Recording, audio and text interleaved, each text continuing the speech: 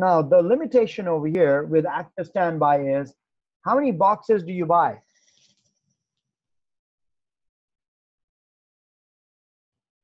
2. How many are being used? 1. The other one is your insurance policy, right? In case the first one goes down, I have a backup. Otherwise, it's not being used at all. And that's the limitation of active standby. That is the limitation of failover. So to get around that, the only way you do that is by using a mechanism called active-active. Let me save this diagram first.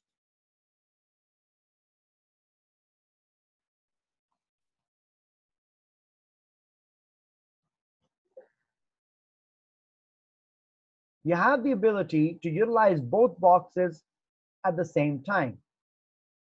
But keep one thing in mind, you can only do it in a multi-context mode. And it's not really using both boxes for the same unit. You basically, what you're doing is you create a multi-context setup.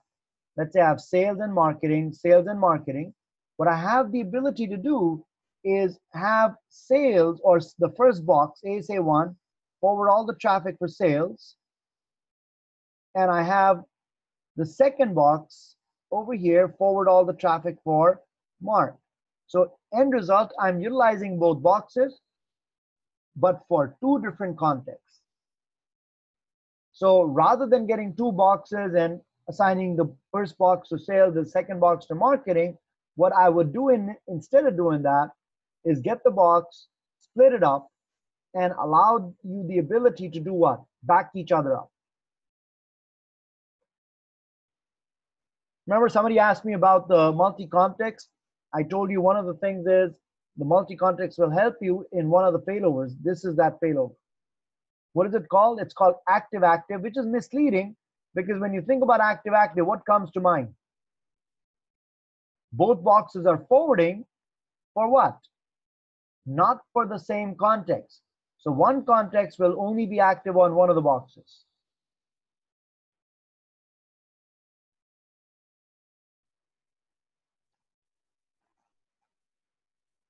Can't do that too much over here. That's what, in today's day and age, nobody would want you to do this failover active-active. Instead, what you do is you do clustering.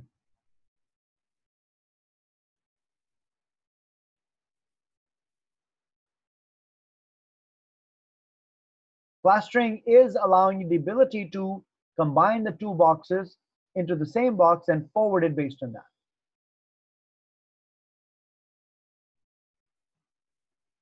You get my point? So you do clustering for that. This is not. We do clustering in ASA, yes. That's one of the biggest differences between 8.x and 9.x. 9.x supports clustering, 8.x does not.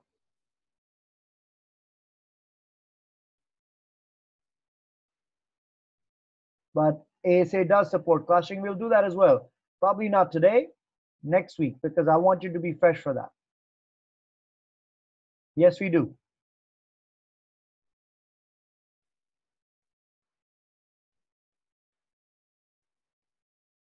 Clustering is on the exam. Yeah, that is something that you need to be aware of. Part of the curriculum. All right, so how do I do it? So by looking at this, what's a requirement for doing active-active? What do you think is a requirement for active-active?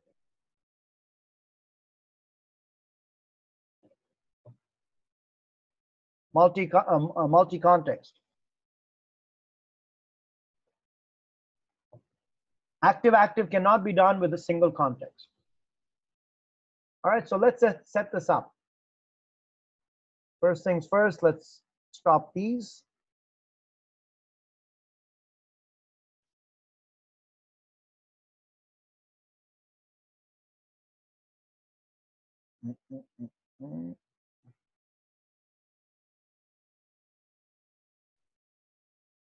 I'll fire them up and then I'll compare. Let's take a look at this topology over here. You guys pay attention. This is one ASA box. I'll split this one ASA box into two contexts. What I've done is I've assigned E00 and E1 to sales. Everybody clear on that so far?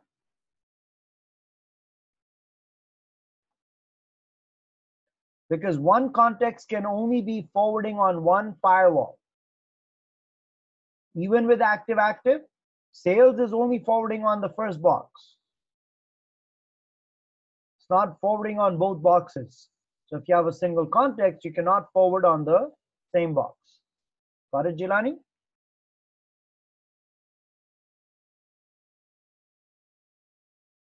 It does not have the capability. One ASA cannot forward on two boxes at the same time. ASA cannot forward traffic on two boxes at the same time. So what they did was they split it into two different firewalls, allowed one firewall to forward to one box, the second firewall to forward over the second box.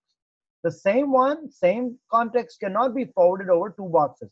Limitation of ASA.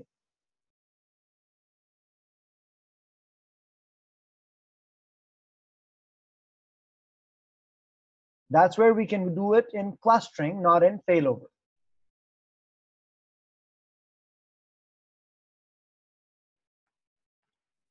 Now, another thing that I want you guys to see over here, in terms of marketing, I have E2 and E0. Forget about this box for right now. I'm just focusing on ASA1. Notice that E0 is assigned to what? Both boxes. How's that?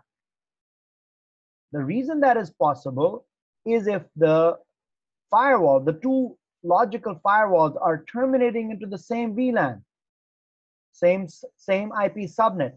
You have the ability to, rather than using two physical interfaces, use the same interface allocated to both the contexts. So I've allocated E00 to both the contexts. Having done that, each one will have its own IP address. So for sales, the IP address will be 11 and let's say 21. You understand that?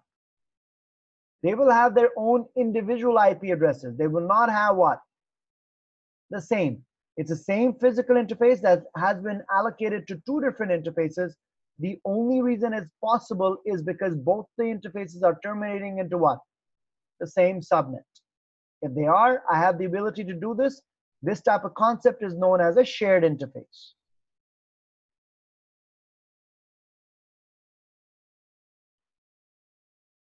So I'm sharing the interface on both the contexts. So if you take a look at it with three interfaces, I've gotten the job done for what? Multiple. With three interfaces, I got four interfaces done. One outside, which is shared, and then I have individual insides.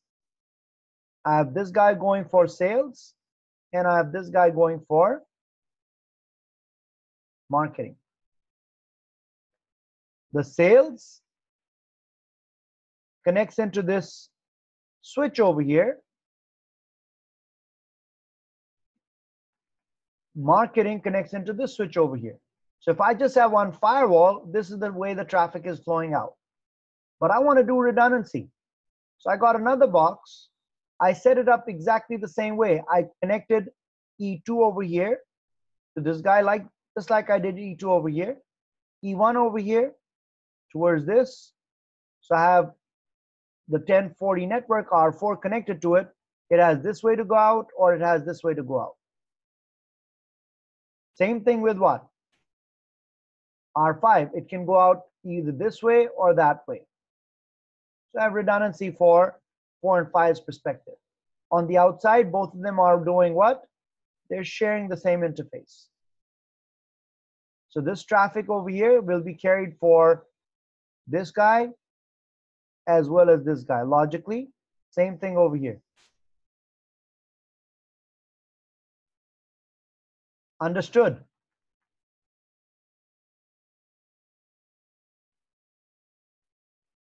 So the first thing that I want to do is I want you guys to, for right now, forget this part. Let's concentrate on, I want sales, R4, I'll have a multi-context connecting R4 to sales going out, and I want R5 to connect in using this over here to go out. So this is what I'm doing right now. I'm just doing multi-context on the first box. This is my failover. I'll bring it up next. So let's do multi-context over here. Multi-context with active failover. Step 1, configure one of configure the first box for multi-context. Okay? So let me make sure my devices are up.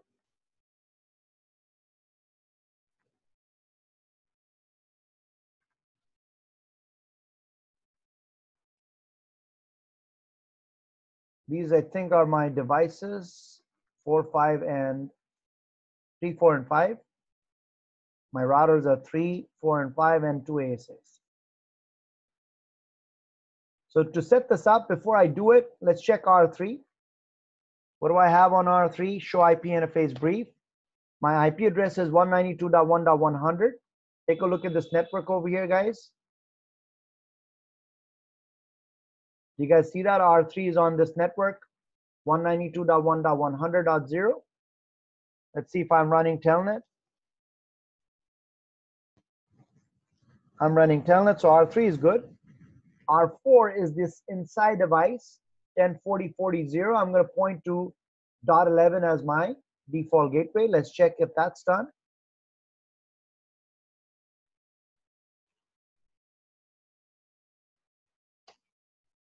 .1040.44, show IP route, 1040.40.11 as my default gateway. The other one is R5. R5 is 1050.50.0 with the default gateway pointing to .21. For ASA2 for marketing, I'm keeping that as my default gateway. This is my IP, 1050.55, and my default gateway is 1050.50.21. So my routers are configured. So let's configure ASA1, the first ASA. Let's check. Should be blank. No, it is not. So what do I do over here? Clear configure. This clears my config completely. And I'll do it on the second box as well. Just check what's on there. And this one is blank. See, it doesn't have any config on it. The first one was not. So I'm on ASA1, the first one. Admin context admin. Because I cleared the config, it would have blown it away. Context admin. Give it a config URL, which is required.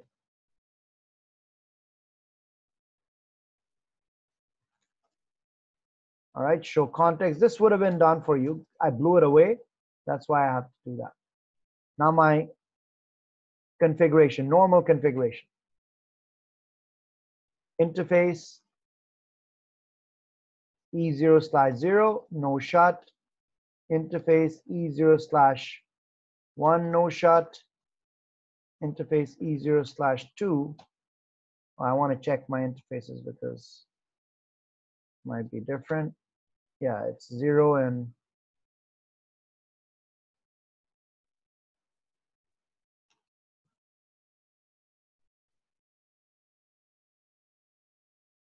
0, 1, and 2. Good? Yes, Prashant.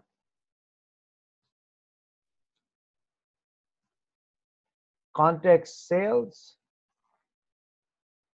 allocate interface E0, allocate interface E1, and config URL /:, let's call it sales.cfg.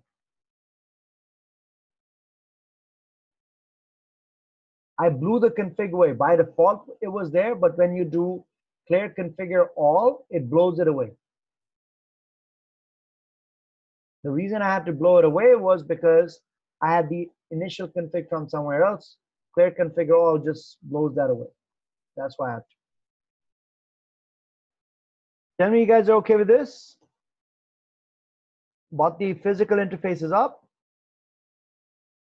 Created the context sales. I'll create another context mark.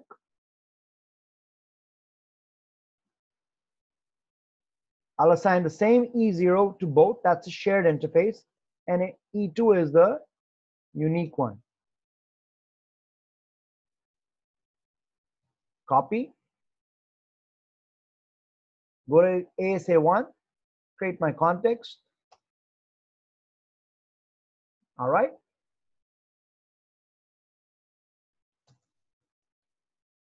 Next, configure sales interface, basic config. I'm not going to go too much in here. IP address. Now, although E00 is assigned to both the contexts, each one will have its own individual identifier. So for right now, I'll just do the IP address like that, because later on when I do failover, I need to give it the standby address as well. E1, name if inside, and this guy was 10.40.40.11. Route outside 00, 100.3, which is router 3.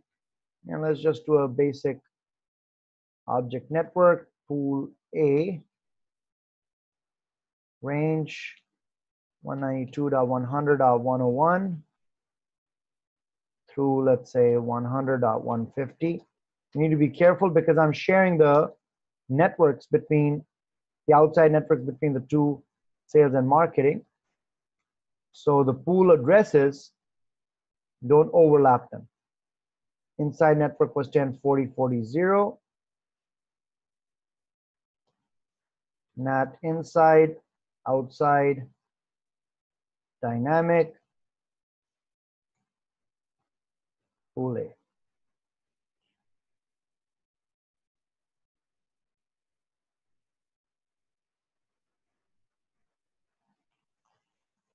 Change to context, sales.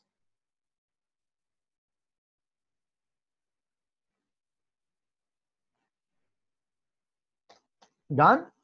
So sales, which is this guy over here,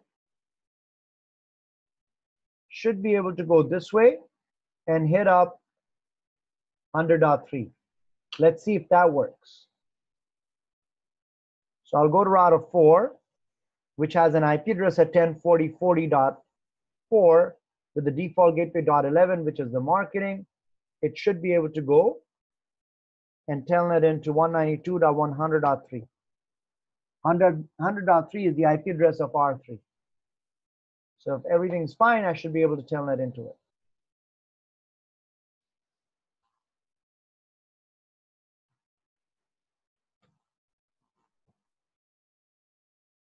Something not right.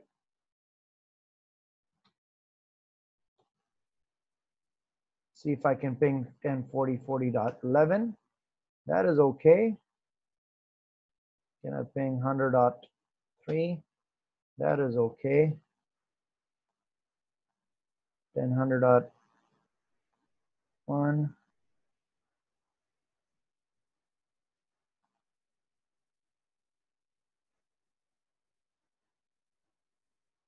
Looks good.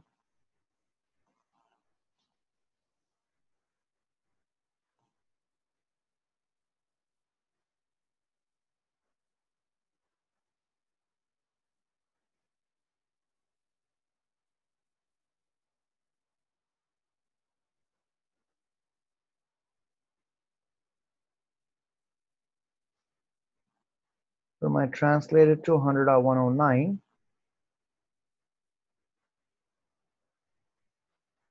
R3.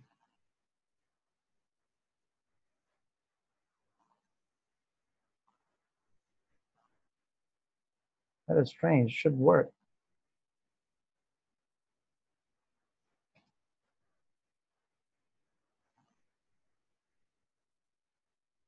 Check my. It's working.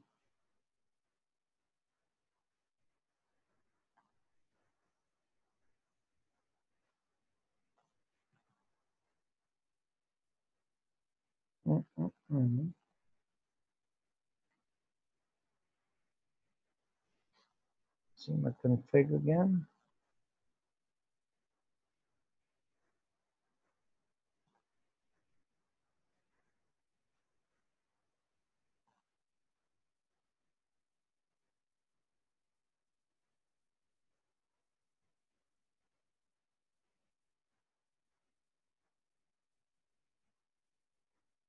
Looks good.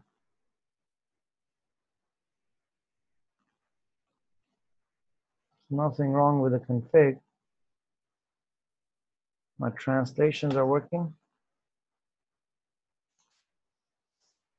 40 is getting translated to 109.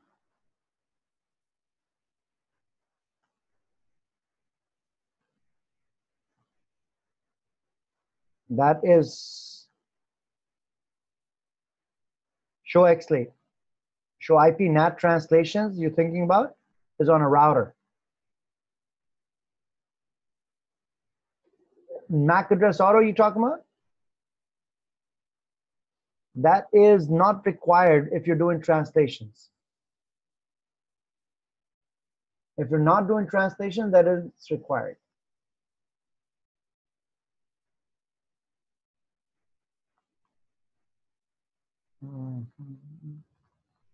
Check something out.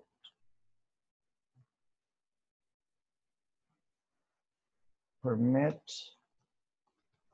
simply any echo reply. I just want to see if my ping works.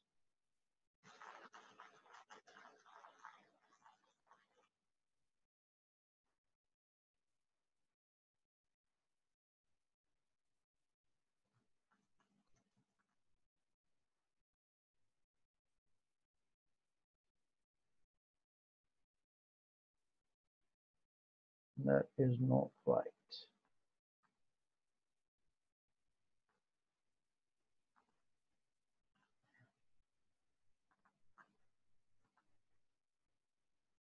Host is 4044.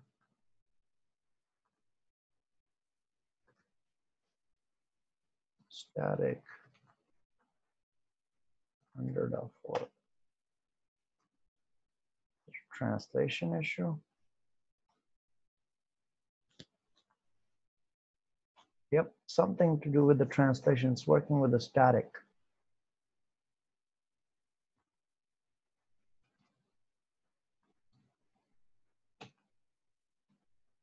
Okay, what's wrong with my translation?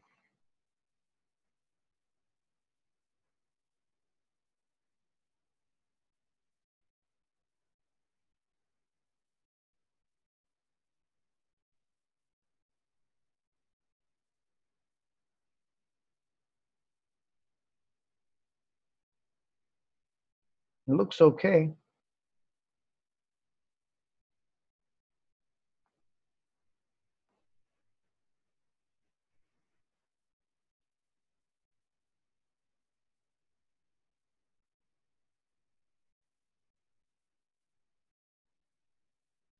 I don't see anything wrong with it.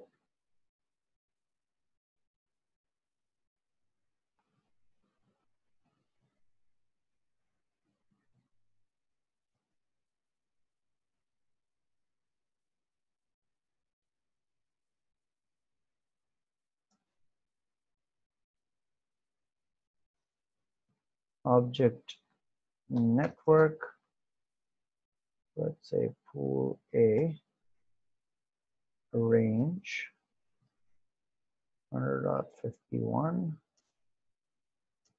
100.100,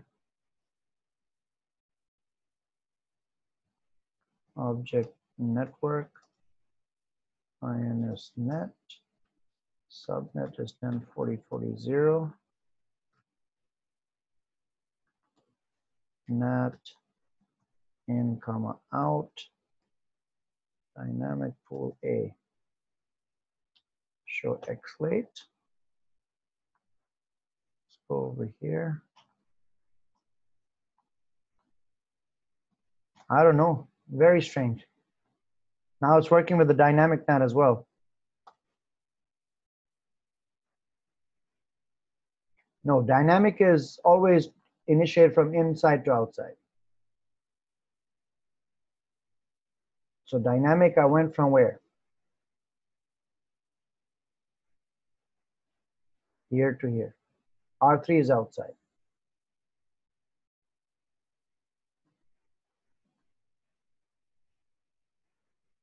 Traffic initiated from inside to outside. You said traffic initiated from outside.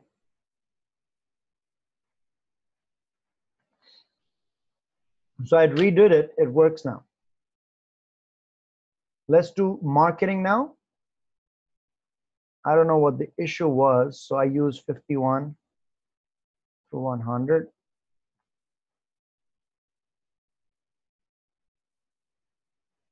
Configure marketing now. I'm just getting the two devices up and running. So change to mark, context mark, case sensitive. E0 is the same interface on the outside as well. On the inside, it's E2, and that is 50.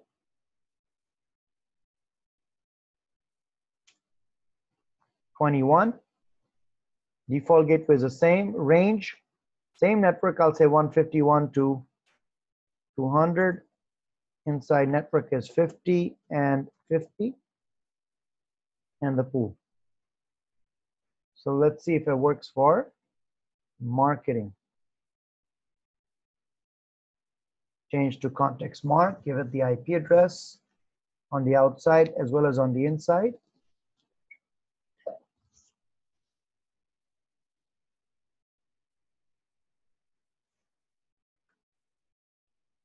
Ping 192.100.3 on the outside should work.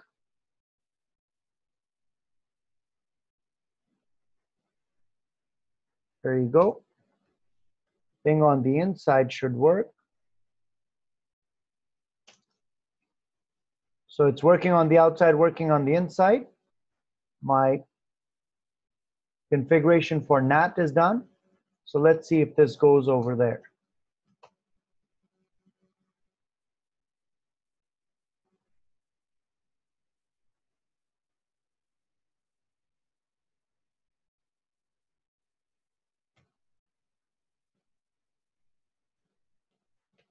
Working fine. Show users, I should be one from the second range. So at this point, I haven't done anything about active-active. All I did was I had what? Sales go like that, and R5 go like that. So I've just configured what? This box with all the configurations. Everybody okay with it so far? The problem with that is if this guy goes down, it will bring both the contexts down. Right? Somebody asked that question earlier on. The hardware is still the same, so there's no redundancy. So that's what I'm going to do with the second box over here. What's the purpose of the second box? Not only provide redundancy, but also allow me to do load sharing in the sense that right now both the boxes are going through what? This guy. What I want to do is once the other one comes up, I want marketing to go this way. So technically what I can do then is have R5 take this route out, whereas I can have R4 take this route out. So both boxes can be utilized. When you do the failover in a multi-context mode, it is done in the system context. Remember the bootstrap commands? The failover commands, I'm going to do them inside my system context using E3, which is connecting them to each other, with some subtle extra things that I need to do on the first box. Let me show you that. So the basic commands, now I'm going to do failover bootstrap commands on the first box. Interface E3, no shut. That's the physical interface that is going to be used for what? The failover LAN interface.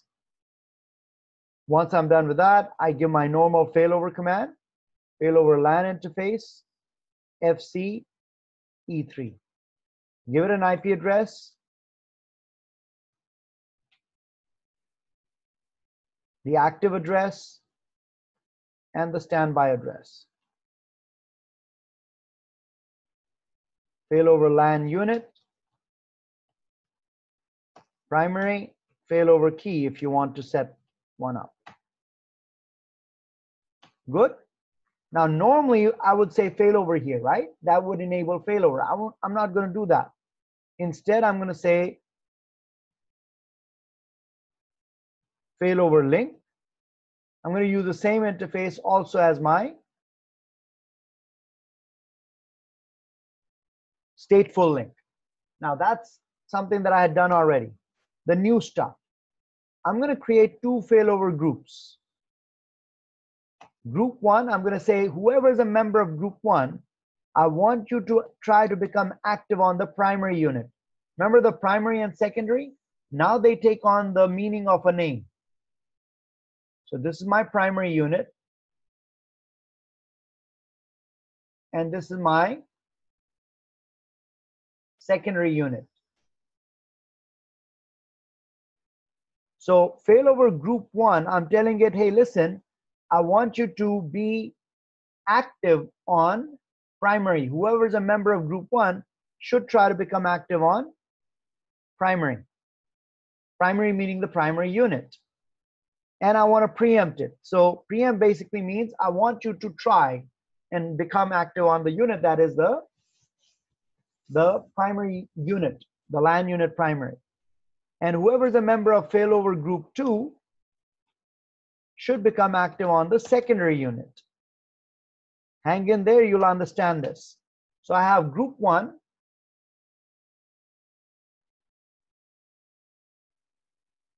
which is saying I want you to be active on which one? Primary. And I have group two, which says I want you to be active on secondary. Now what I can do is I can go and assign my context to these.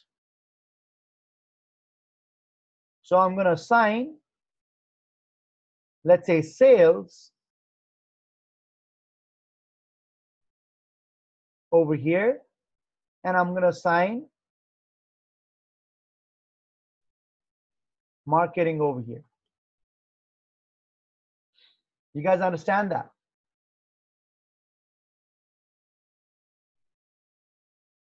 So because I'm assigning sales to group one and group one wants to become active on primary, sales will become active on the primary unit. Because I want marketing to become active, because marketing is a member of group two, and I've told group two that it needs to become, active on the secondary, it'll become active on the second unit. How do I make it a group? How do you make a context a member of a group? Go back into the context sales the way you created it. Over there you say join failover group one for sales, and for marketing you say join failover group two. So now who's a member of group one? Sales. And sales is a device that will try to become active on which one? Primary. Group 2, Mark is a member of Group 2. Group 2 is a member or trying to become active on secondary. Once I'm done with this configuration, besides my bootstrap configuration, which is this, should say configure the bootstrap and then configure the failover link and failover group configuration on the first box, which is this one. And at the end, once I'm done with all of that, I'll activate. You guys understand that? So did I do this over here or not? Not yet. I don't think I've done any of this. So I will copy and paste the whole thing over here on the first box. But this needs to be done in the system context.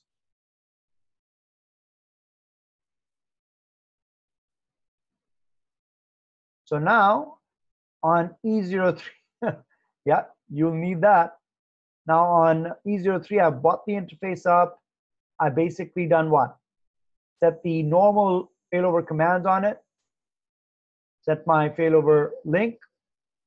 The groups, the two groups, join the context into the groups and enable failover.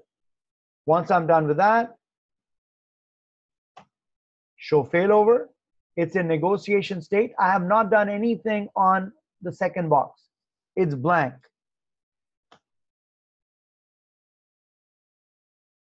Okay. What I need you guys to wait for is let the first one find out there's no other box. He's saying negotiation. I want you to wait because I want this to be elected as what? As the active unit for both. Let it come up. It will take all its configuration and replicate it to the standby unit. When whatever I've done for the system, the marketing, or the sales context will be replicated to the second box. Everything will be done. But what you need to do is make sure it comes up and becomes the active for both boxes first before you move on to the next one.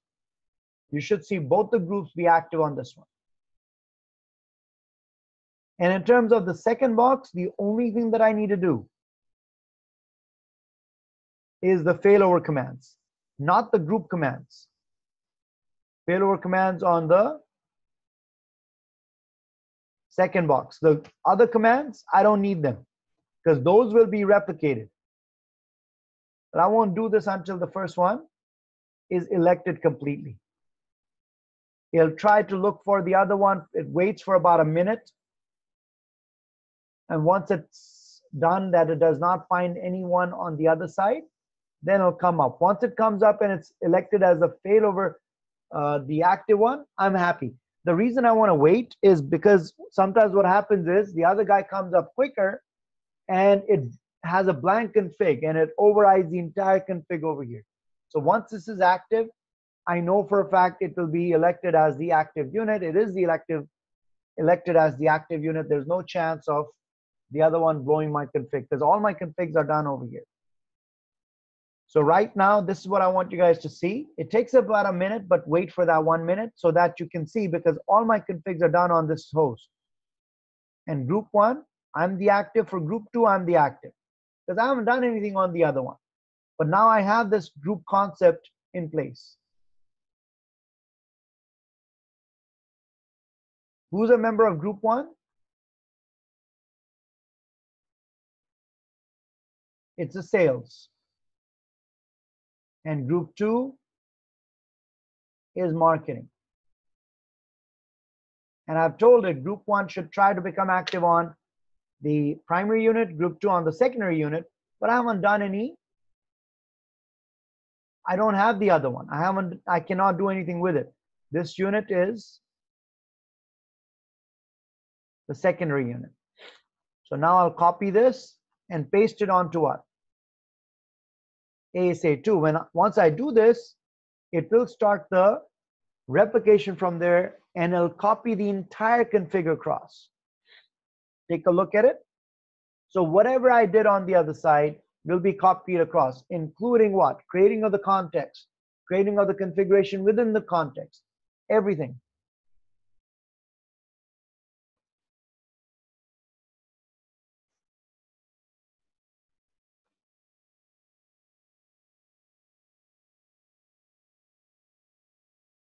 Failover is enabled, but standby IP address is not configured for this interface. That's okay.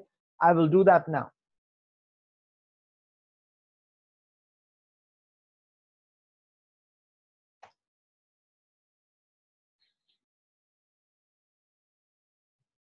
Show failover. Still going through it. The other unit is still active and active. But what should happen is group 2 should preempt. And he should become the active one. This unit should become the active one for what? Group 2 eventually. Give it some time for it to do the preempt. Let it copy the configs first. And you'll see it. It'll give you a message saying that I want to preempt for group 2. Now, if I preempt for group 2, so sales is active on which box?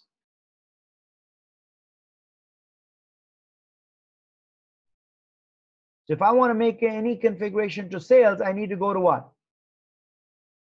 ASA1. If I want to make any changes to what? Marketing, who is active on what? Or should be active on ASA2, I need to go to ASA2. Because I make all my changes on the active box.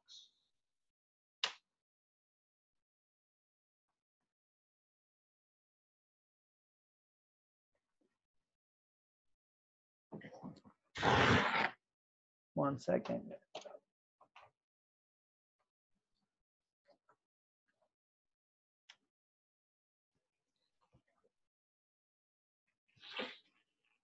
Let's check what the status is. There you go, group 2 preempt. Show failover. I'm on the second box right now. This unit is a secondary unit. I'm the active unit for group 2.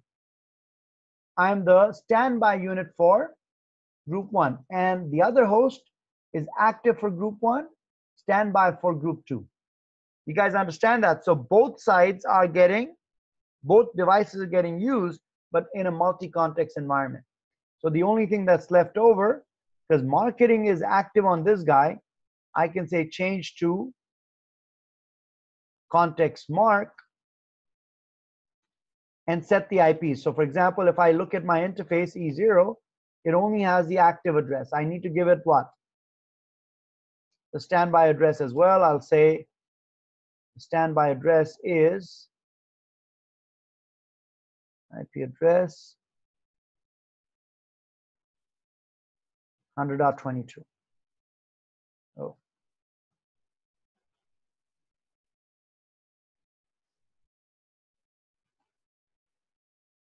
Show run interface E0. And similarly, I have E2. I'll say my standby address, which I had not configured. Because initially I just wanted to get the first one up, is 22. So that finishes my secondary interfaces up as well. But that's only for Mark. I still need to go to ASA1 because ASA1 is active, has the sales as active. Show failover. Group 1 is active on this box. Group 2 was active, which is Mark, on the second box. So I'll say change to context sales. And what do I do over here? Complete my interface config. 100.11, 100.12. And E1, IP address 1040.40.11, 1040.40.12.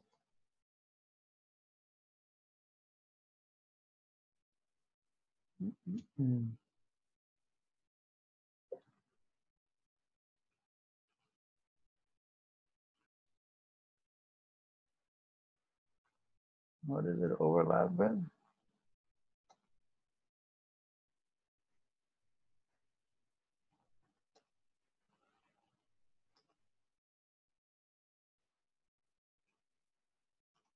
Strange. All right. So this should show you the interfaces as well with the standby. So that's your standby addresses as well. I could have done it over here. I didn't want to confuse you guys because at that point I was not doing any failover. So when I created sales over here, I could have specified my standby because I knew that I was going to do it, but I didn't want to confuse you guys. All right, and the same thing over here, I would say standby for Mark, same thing.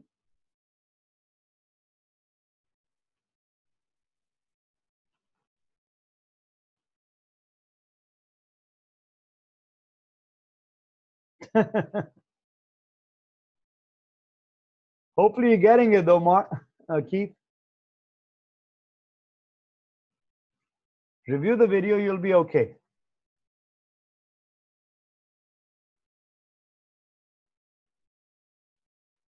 Can we use standby addresses event? There is no failover config.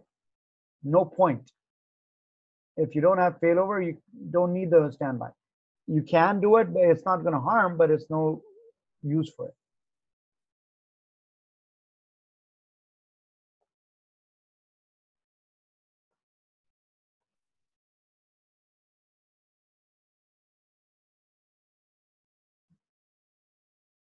And that, I think, is good enough for today. Covered a lot.